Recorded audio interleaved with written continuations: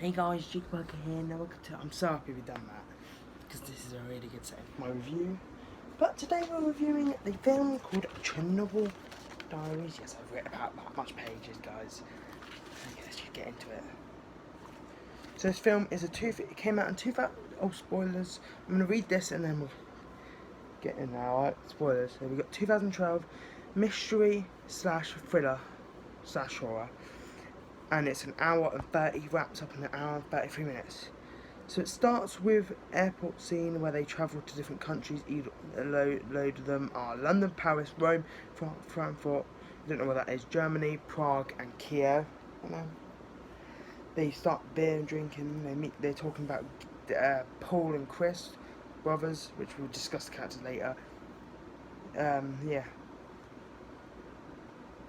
The title card comes up, and Chris shows the ring, but then the title card comes up, but it's not as dramatic as pardon me, so sorry about that. Insidious. They get out of club and they walk, and there's some drunk Russians trying to have sex with the American girls. Change plans from they were originally going to Moscow, but now they're going to Pripyat, Ukraine, right next to the Chernobyl itself. So then they talk about they make a joke about the sketchy van, and they talk about someone called Yuri. Now they head into the Yuri shop and they meet the tour guide Yuri.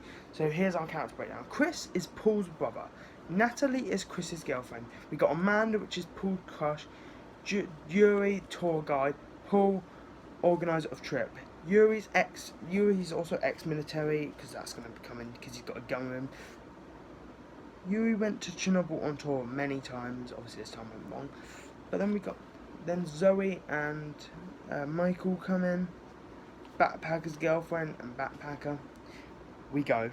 Then they find the they like to do Viking roleplay. Michael and Zoe. Then they go. They do a montage. They do a montage of them driving. They get into their van that's camouflaged. 2-hour van drive, but it was put into a montage. Then they get to a border and they say basically you can't cross due to there being maintenance issues. So they go the other way. Now they joke around in the water for a little bit and then they head in to Chernobyl. Now he instantly warns them that it could be poisonous, and the Geiger meter comes back out. Then we get explorers. They see the Ferris wheel, which is in a Call of Duty mission apartment. They hear the noise and they have to kill a wild bear. Now they get back to the caravan and they're like, we can go, but they're stuck because someone removed the tyres. Now something attacks the van at this point, and Yuri and Chris go check it out. Chris comes back later really injured, and then Yuri never returns. Now they look for Yuri the next day. Paul, Michael, and Amanda look for them. While the Zoe and Natalie are looking after Chris. Now Chris died. Now when they go to find Yuri, they find his walkie-talkie, and that's their cue to GTFO, get the fuck out. Chris dies when the car is crushed, but the backpacker and Natalie escape. Chris, before dying, proposes to his gal, basically, Natalie. Now they start moving, and they pull out the Geiger meter, and they pull out the map, and they start looking around.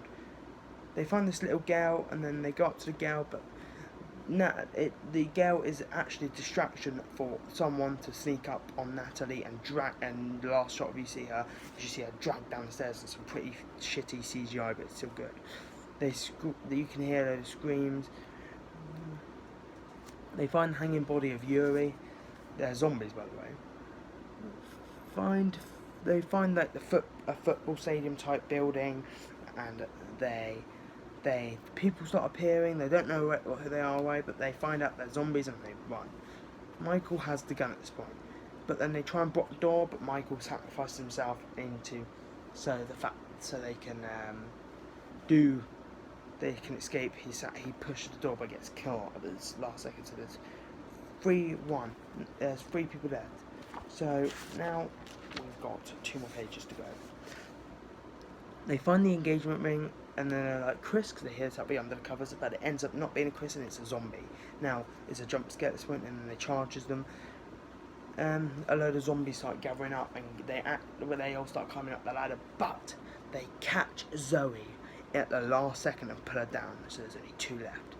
Now, basically, they find this computer room, they don't know what it is, and then they get out and find some soldiers like, help us, because they've been blinded at this point by the zombie attack. And basically, Paul, they say, don't go any closer, don't come any closer, but Paul Shipley goes closer and gets shot. So he's dead. There's only 1 person left, and that's Amanda. She's taken to a hospital, it looks like, but they say she can't, that we've got a witness, she can't be a witness. So they put her in a cell, we don't know what it is, until the zombie jumps out at her and eats her. Then they shut the hatch, and that is the end of the film. They build up suspense by keeping it silent as well.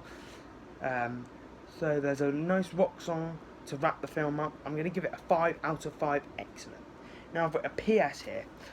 Great end credits with all the colours. There was green, there was blue, there was red. Just the same picture but different colours. It looked beautiful. And then what links Chernobyl Diaries to Dial of Past Incident? If you don't know, I'll put these films together, not being together on the shelf.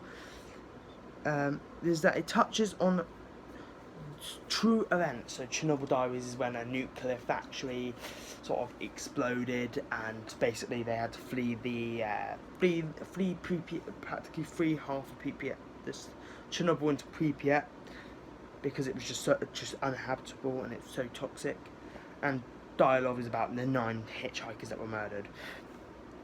And they also both have a massive role. Radiation has a massive role in both these films. Be a 5 out of 5 for Chernobyl Diaries. Hope you guys did enjoy this review. Tomorrow's review is Alice. Bye bye.